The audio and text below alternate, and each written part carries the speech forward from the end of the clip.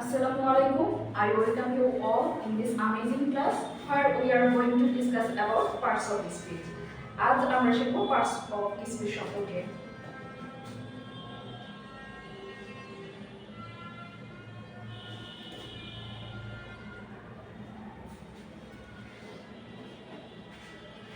প্রথমে আগে দেখব যে পার্টস অফ স্পিচের স্পিচ অর্থ কি আর পার্টস অর্থ কি।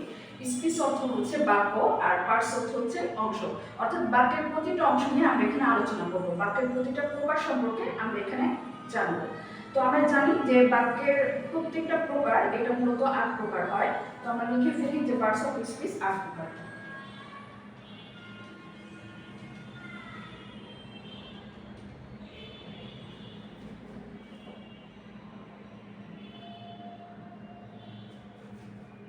যথা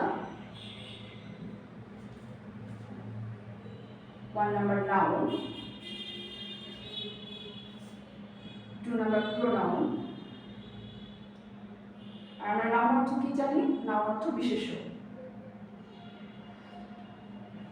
প্রোনাউন অর্থ সর্বনাম,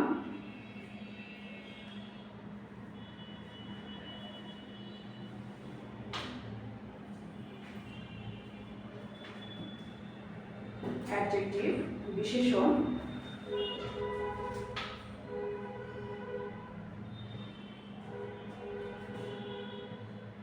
ভার্ব ক্রিয়া,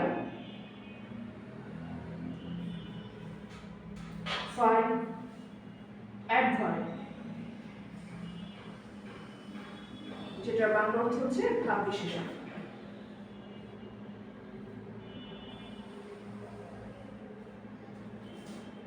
Six number preposition,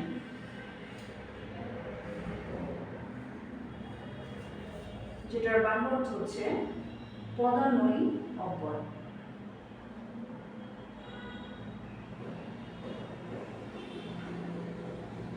আমরা প্রিপজিশনের অর্থটা অনেক সময় একটু উচ্চারণ ভুল বলি, অনেকে বলি প্রিপজিশন, আসলে এটা সঠিক উচ্চারণ হবে প্রেপজিশন। এরপর 7 নাম্বার কনজাংশন, যেটার বাংলা অর্থ হচ্ছে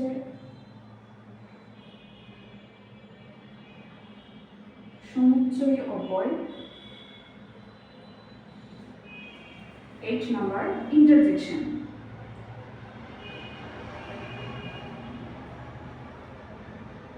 ইন্টারজেকশন অর্থ ভাবাবেগ অব্যয়।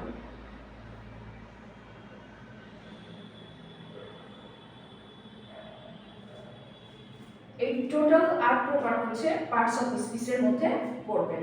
এবার আমরা প্রত্যেকটার উদাহরণ জানবো, যে এমন ভাবে শিখবো যে ইংরেজির পাশাপাশি যেন আমাদের বাংলা গ্রামারটাও এখানে কমপ্লিট হয়ে যায়। তো আমি ফার্স্টে শুরু করবো নাউন দিয়ে, অর্থাৎ বিশেষ্য বাংলা যেটাকে বলবো।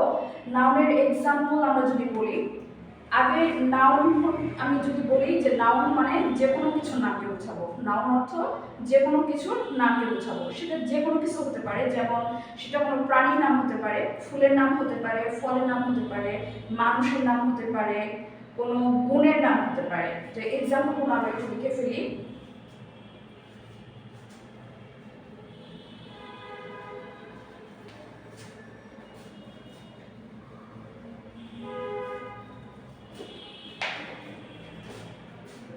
কোনো কিছু নাম, সেটা মানুষের নাম বলেছি, সেটা হতে পারে মানুষের নাম রাফি।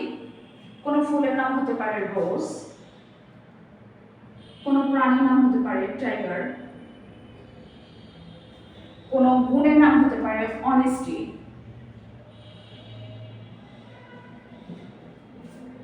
আচ্ছা, এবার আসবো হচ্ছে 2 নাম্বার প্রোনাউন।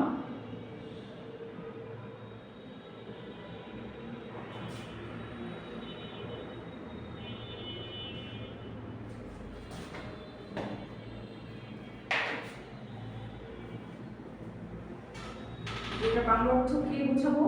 বাংলা গ্রামারে আমরা সর্বনাম বুঝি, অর্থাৎ নামে মিল আছে, যে একটা নাউন আর এটা হচ্ছে প্রোনাউন। তার মানে নাউনের কিছুটা কাজ করবে, অর্থাৎ নাউন প্রোনাউন যদি বলি, প্রোনাউনটা কাজ করবে নাউনের মতো। আমরা দেখেছি যে যে কোনো প্যাসেজে প্রথম লাইনে কোনো ব্যক্তির নাম থাকলে পরবর্তী লাইনগুলোতে কিন্তু তার নাম থাকে না, তাকে উল্লেখ করে সে, তিনি, তুমি, আমি এসব বলে বা এসব শব্দ বলে উল্লেখ করা হয়। তো প্রোনাউন অর্থ আই,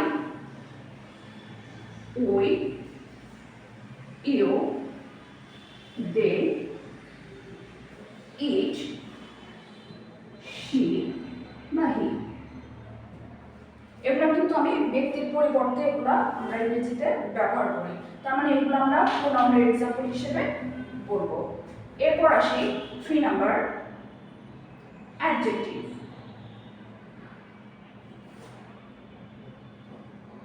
অ্যাডজেক্টিভ অর্থ কি? বিশেষণ। বিশেষণ কি? বিশেষণ হচ্ছে কোনো কিছু দোষ, গুণ, অবস্থা, পরিমাণ, সংখ্যা এগুলো বোঝাবে। বিশেষণ মানে কি? কোনো মানুষের বৈশিষ্ট্য বোঝায়। আচ্ছা, এরকম আমি যদি কোনো দোষ গুণের এক্সাম্পল লিখি তাহলে সেটা হতে পারে অনেস্ট, গুড, ব্যাড এসব, বা ইল, সে অসুস্থ।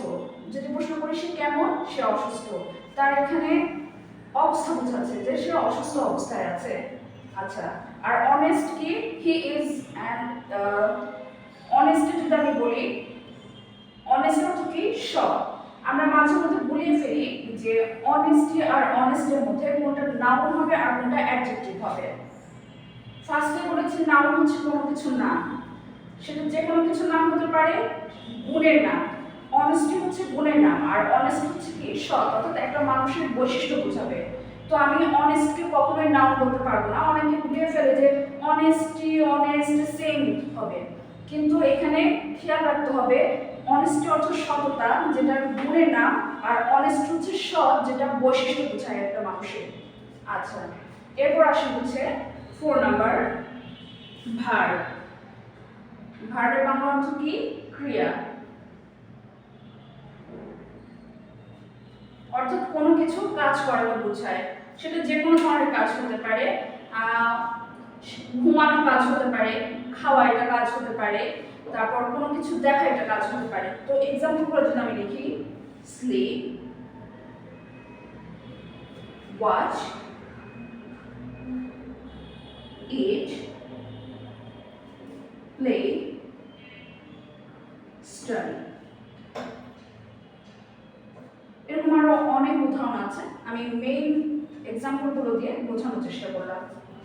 এরপর হচ্ছে 5 নাম্বার, অ্যাডভার্ব,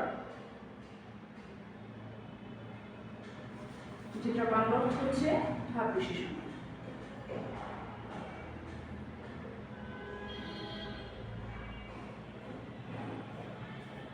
খেয়াল করি অ্যাডজেক্টিভের অ্যাড আর ভার্বের ভার্ব, এখানে দুটো মিলে হয়েছে অ্যাডভার্ব। অর্থাৎ যেহেতু অ্যাডভার্বের মধ্যে অ্যাডজেক্টিভ আর ভার্ব আছে, এই অ্যাডভার্ব অবশ্যই কি করবে? ভার্ব আর অ্যাডজেক্টিভকে মডিফাই করবে বা নির্দেশ করবে। ভাব বিশেষণের গ্রামারে অনেক কঠিন সংজ্ঞা আছে। কি সংজ্ঞাটা? সেটা হচ্ছে অ্যাডভার্ব হচ্ছে এমন ওয়ার্ড যে ওয়ার্ড কিনা নাউন বা প্রোনাউন ব্যতীত অ্যাডজেক্টিভ, ভার্ব বা এমনকি নিজে নিজেকেও নির্দেশ করতে পারে। এত কঠিন সংজ্ঞা বাদ দিয়ে আমরা যদি সহজ বাংলা বাক্য দিয়ে বুঝি, যেমন সে হাঁটছে, তার হাঁটাটা তো দ্রুত হতে পারে আবার ধীরও হতে পারে। তাহলে আমি যদি ইংরেজিতে বাক্য বলি, হি ওয়াক্স স্লোলি অর ফাস্ট, তাহলে কি এই যে স্লোলি বা ফাস্ট, এটা আমি কি বোঝালাম? তার হাঁটার মানে কেমন সেটা আমি নির্দেশ করছি। তাহলে আমি এখানে এক্সাম্পল লিখতে পারি যে স্লোলি, ফাস্ট, কুইকলি,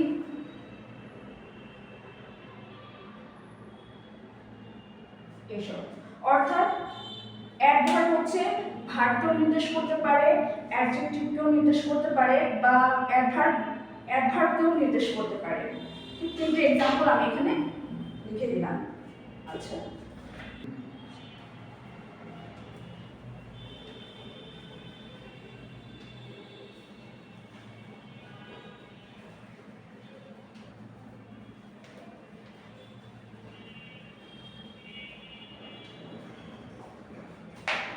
এরপর 6 নাম্বার আসবো প্রেপোজিশন।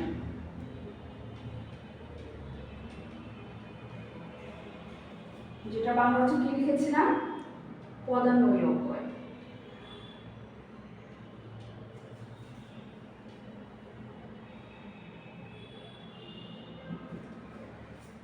প্রেপোজিশন যদি বলি, প্রে অর্থ পূর্বে এবং পজিশন অর্থ অবস্থান, অর্থাৎ পূর্বে অবস্থান করে এমন ওয়ার্ড। পূর্বে অবস্থান করে কে?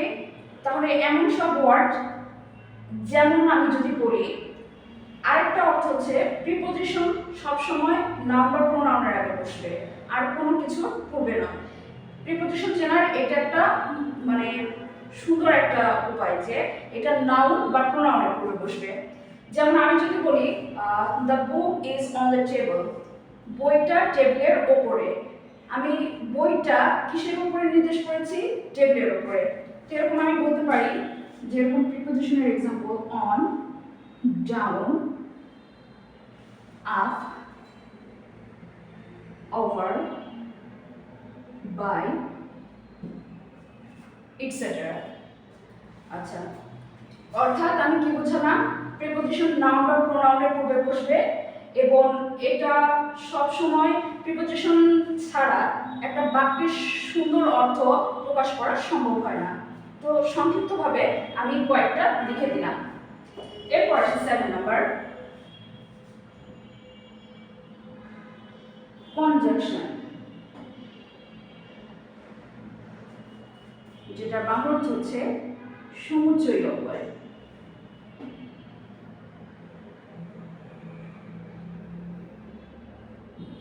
আচ্ছা, বাংলা শব্দগুলো অনেক কঠিন, বাট কনজাংশন আমরা সুন্দরভাবে সহজভাবে যদি বুঝি, কনজাংশন এমন সব ওয়ার্ড যে ওয়ার্ডগুলো কিনা দুইটা ফ্রেজকে, দুইটা কেন একাধিক ফ্রেজকে, একাধিক ওয়ার্ডকে বা একাধিক ক্লজকে যুক্ত করতে পারে।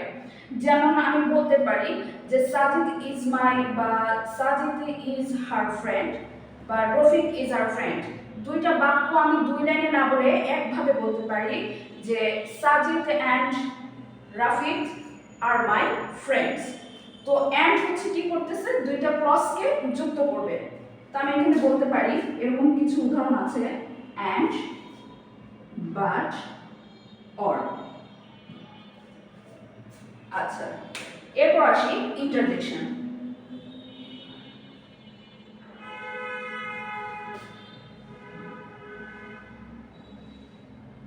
ইন্টারজেকশনের বাংলা অর্থ হচ্ছে ভাবাবেগ অব্যয়।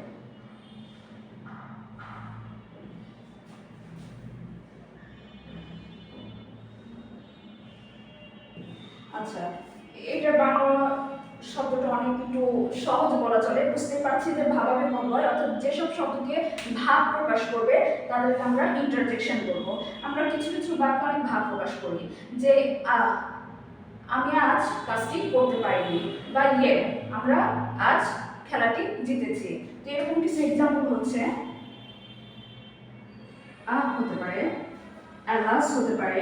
আমরা দুঃখ যখন প্রকাশ করি তখন এটা ব্যবহার করি, অ্যালাস। আচ্ছা, এই পর্যন্ত যদি বলি,